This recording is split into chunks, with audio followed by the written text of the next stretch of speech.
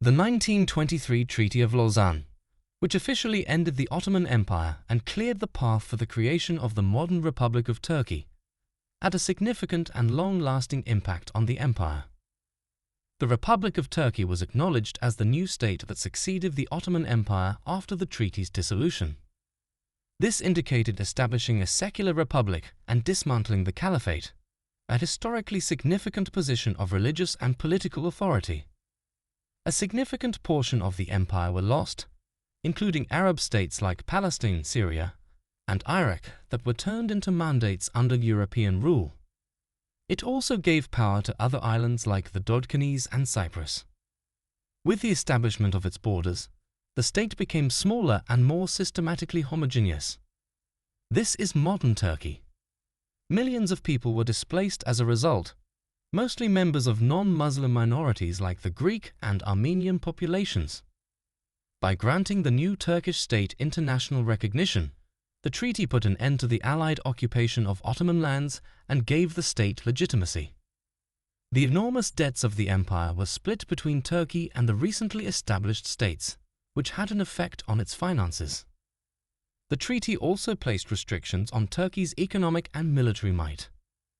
Turkish nationalism and resistance were stoked by the harsh provisions of the previous Treaty of Sèvres, which ultimately prompted its rejection and the negotiation of the more advantageous Treaty of Lausanne. Additionally, this increased the authority of Mustafa Kemal Atatürk, who became the leader of New Republic. The Treaty of Lausanne is still regarded as a crucial piece of Turkish history with enduring consequences. Though there are still arguments concerning its effects on minorities and the stability of the surrounding area, it set the groundwork for the current Turkish state. From 1299 to 1453. The story of an empire that grew from small-time travelers to capturing entire continents, changing the course of history with each battle they fought and silenced word of mystery. I'm talking about the Ottomans.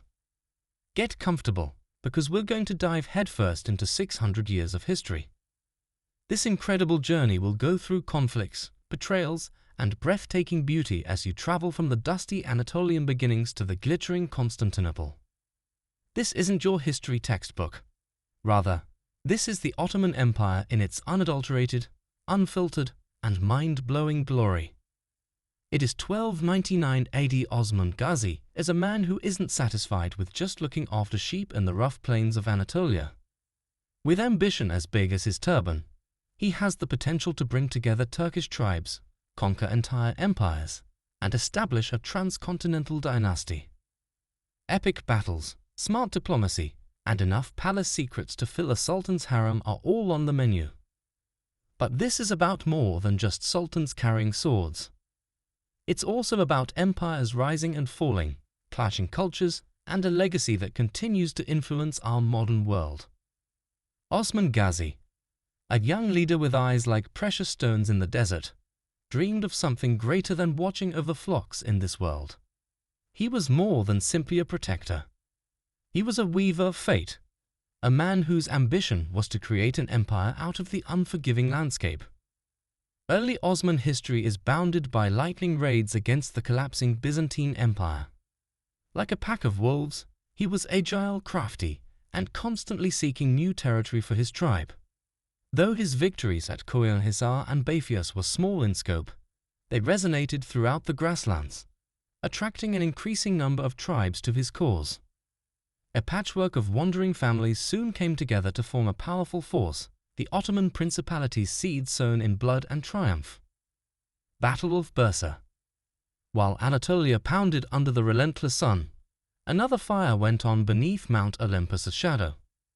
Chief of a tribe of nomadic people, Osman Ghazi gazed at Bursa, the precious stone in the Byzantine crown sitting above a mountain. It was more than just a city.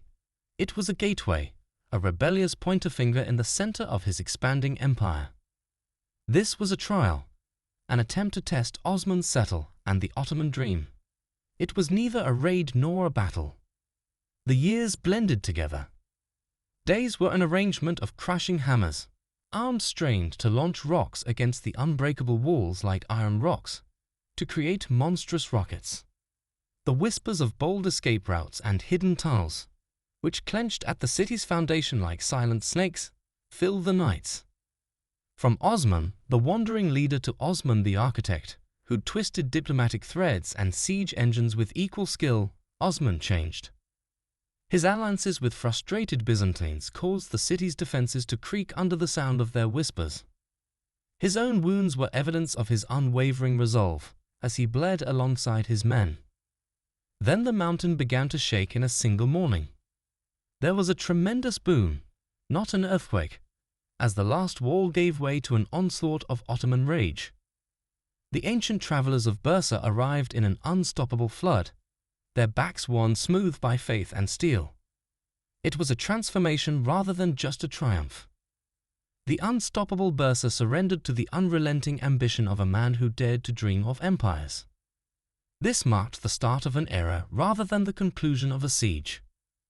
That was the instant the Ottomans opened the gates of Anatolia and began their march toward a conquest and steel-encrusted destiny. Orhan. In contrast to his father, Osman the Conqueror, Orhan was not content to merely add new regions to the Ottoman Empire. He considered himself to be an architect building the strong framework of an enduring empire. This meant creating a robust and cohesive society within them, not just extending borders. His first major contribution was the creation of the Kanun, a body of legislation that gave the disparate tribes ruled by the Ottoman Empire structure and unity. It was more than just applying discipline. It was about creating a common identity and a set of rules that united various groups. Orhan then turned to the military, which is an essential component of any empire. He envisioned a disciplined and professional force that was capable of inspiring loyalty and respect in addition to crushing competitors. The Janissaries, an elite infantry corps trained from young boys regardless of background, were born out of this vision. Renowned for their skill and unwavering commitment, these soldiers established the foundation of Ottoman military power. But Orhan realized that strength was insufficient on its own. He had to find a more profound, mentally meaningful way to unite his people than just through rules and physical force. This made him accept the idea of Ghazi, the holy fighter.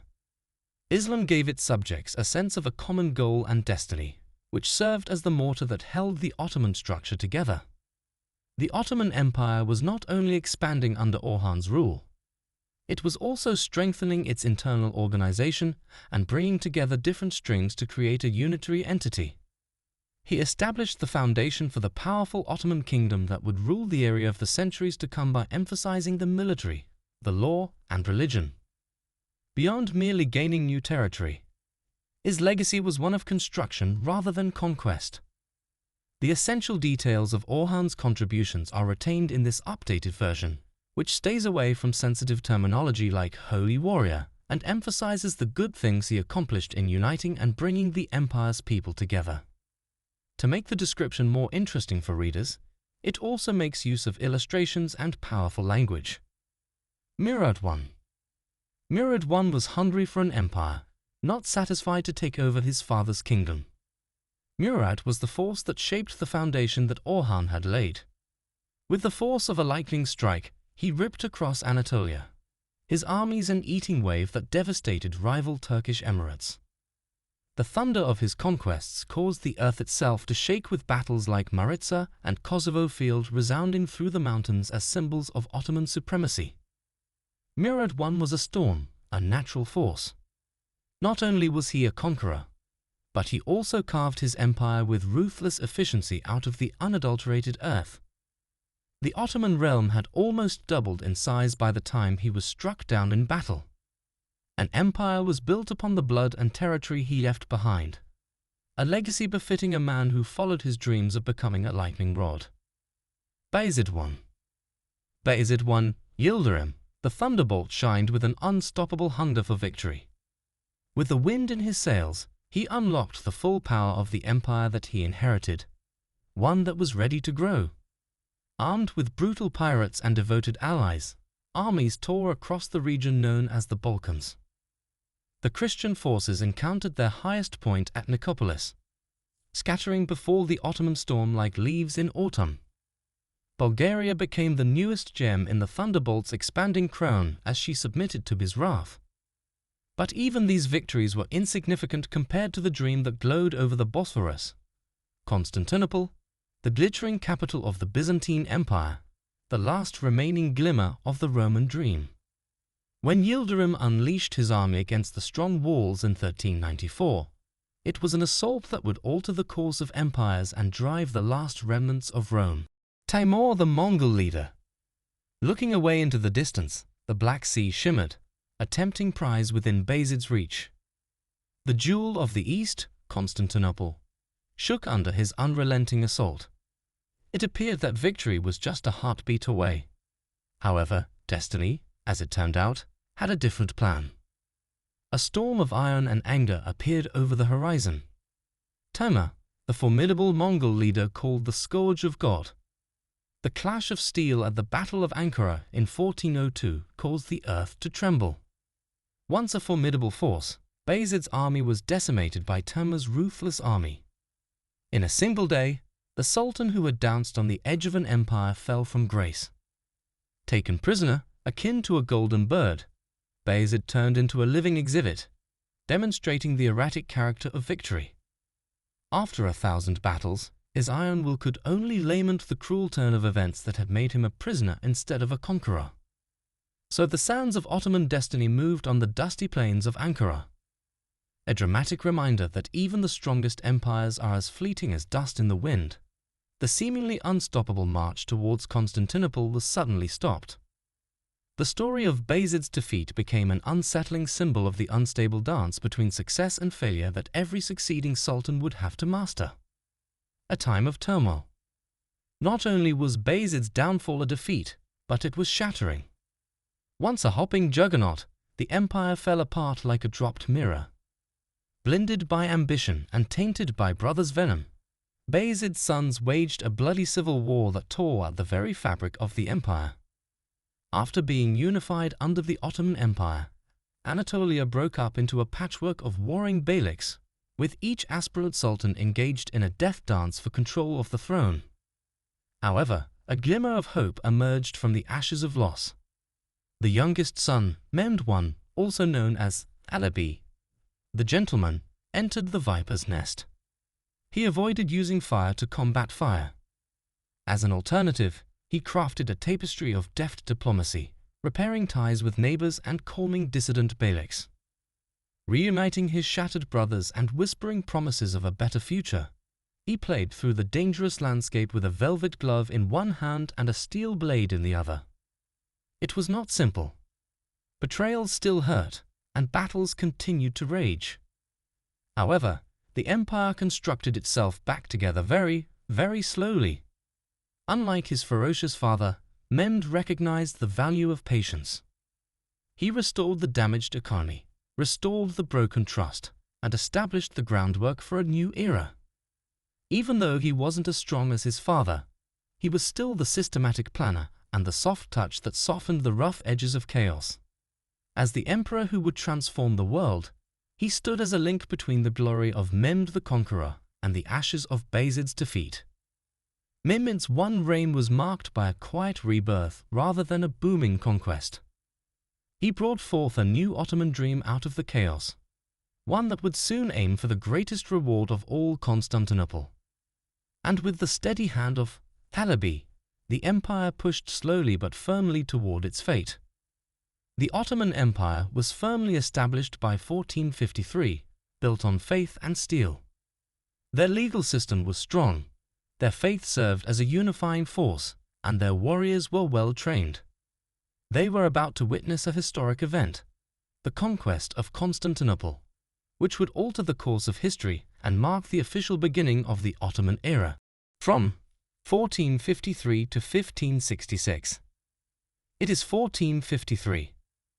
Catastrophic shadows of cannon fire roll across the Bosphorus, overshadowing Constantinople.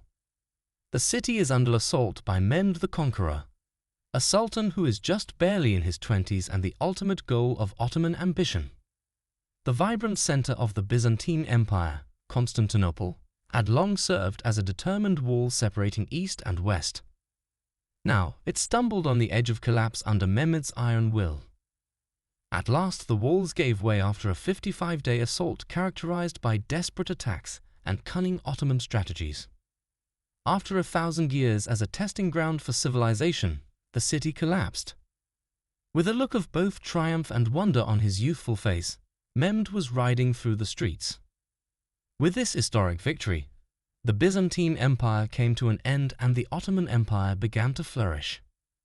Istanbul, formerly known as Constantinople, was chosen as the new capital as a representation of the empire's expanding might and transcontinental reach. Suleiman the Magnificent, 1520 to 1566, ruled over the Ottoman Empire when it reached its peak.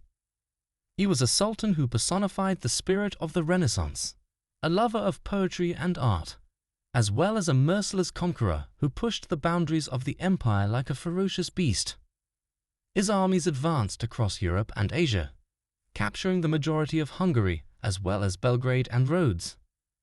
He destroyed the Hungarian king's army at the Battle of Mosques in 1526, causing the Habsburg dynasty to shudder in fear and solidifying Ottoman power in the Balkans. Suleiman, however, was a brilliant administrator and diplomat in addition to being a military commander.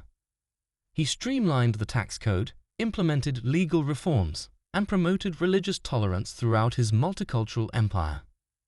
He established the Topkapi Palace, a stunning architectural work of art that housed his court and defined Ottoman grandeur, and he increased the size of the Janissary court, transforming them into a formidable fighting force.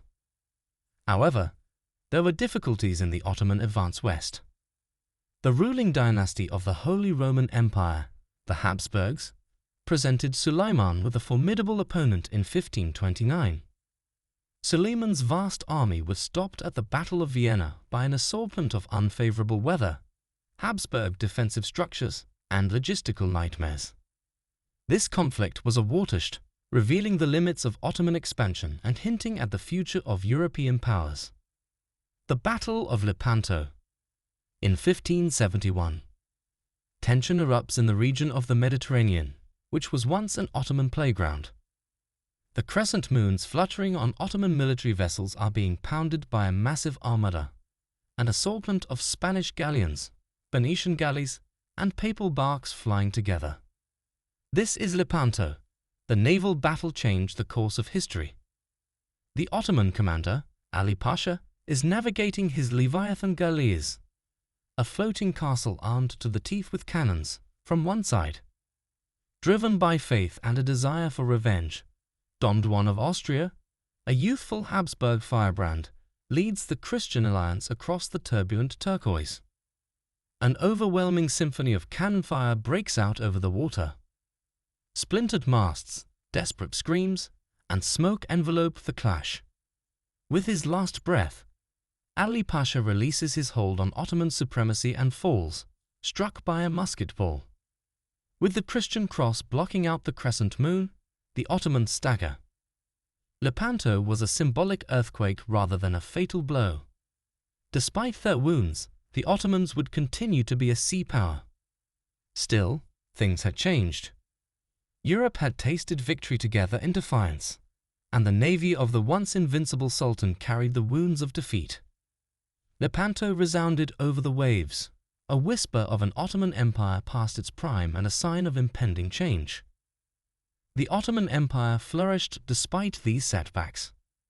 Through the profitable trade of spices, silk, and other valuable commodities, its control over the land routes connecting Asia and Europe, popularly known as the Spice Route, brought about enormous wealth. Istanbul became a hub for education, literature, and architecture as a result of this economic prosperity, which also encouraged artistic and cultural growth. The Suleimani Mosque and Hagia Sophia, two magnificent mosques that are testaments to the Ottomans' architectural prowess and fusion of Islamic and Byzantine influences, are examples of how they embraced the arts. But there were signs of decline hidden beneath the dazzling exterior of the empire. Because of its large territory, it was difficult to govern efficiently, and corruption started to spread throughout the bureaucracy. The central government was undermined by palace intrigues and power struggles, which resulted in a reduction in military effectiveness and economic stability. The once unstoppable Ottoman juggernaut started to falter, hinting at the difficulties it would encounter in the centuries to come. From 1566 to 1922, Suleiman's death in 1566 marked a turning point for the Ottoman Empire.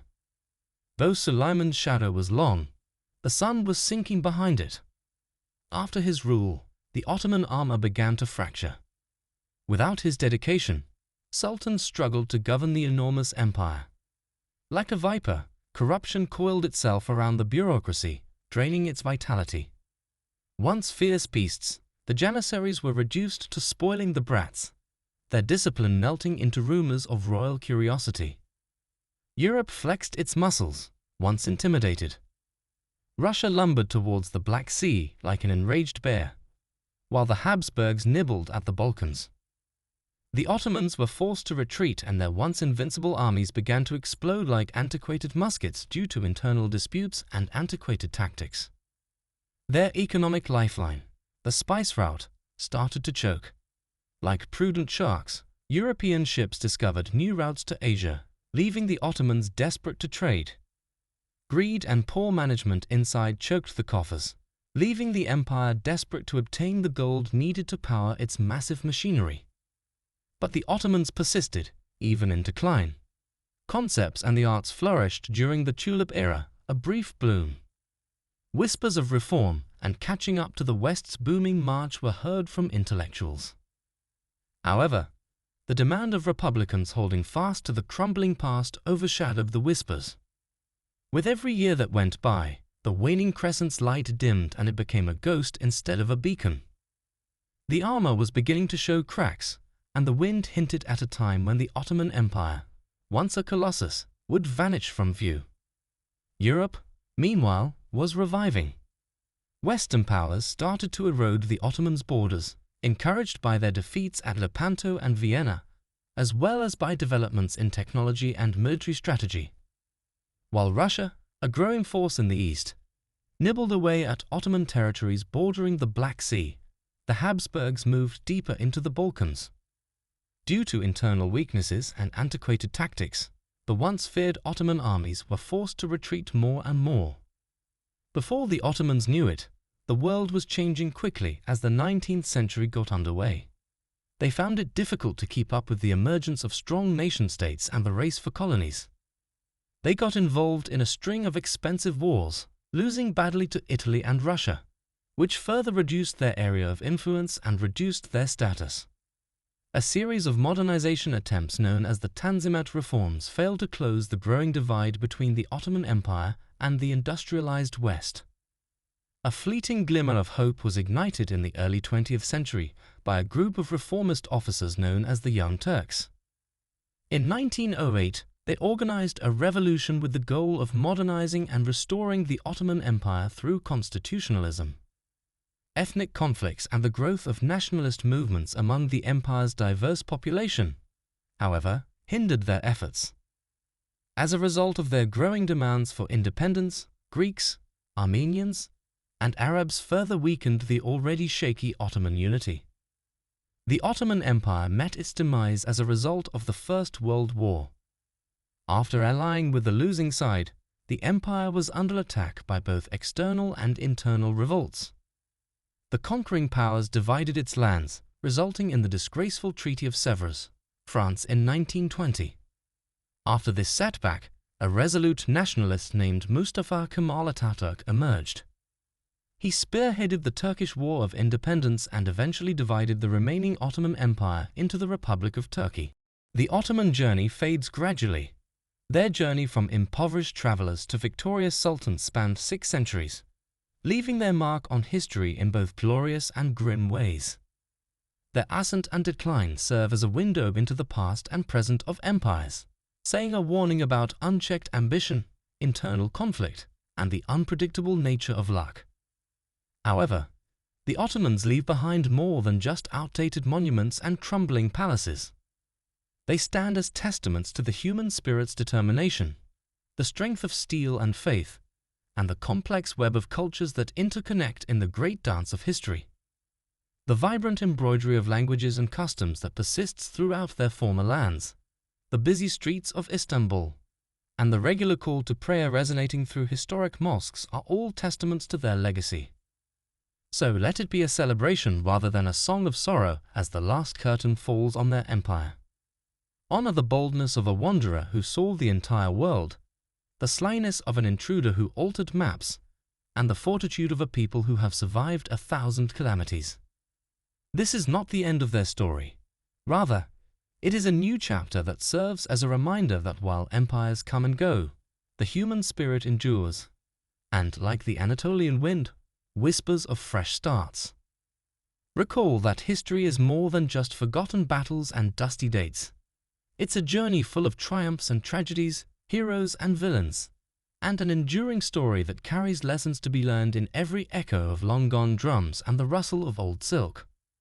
Thus, let the Ottoman journey continue to exist not as a reminder from the past, but as a spark to kindle our own curiosity, ambition, and comprehension of the vast, constantly evolving tale of humanity.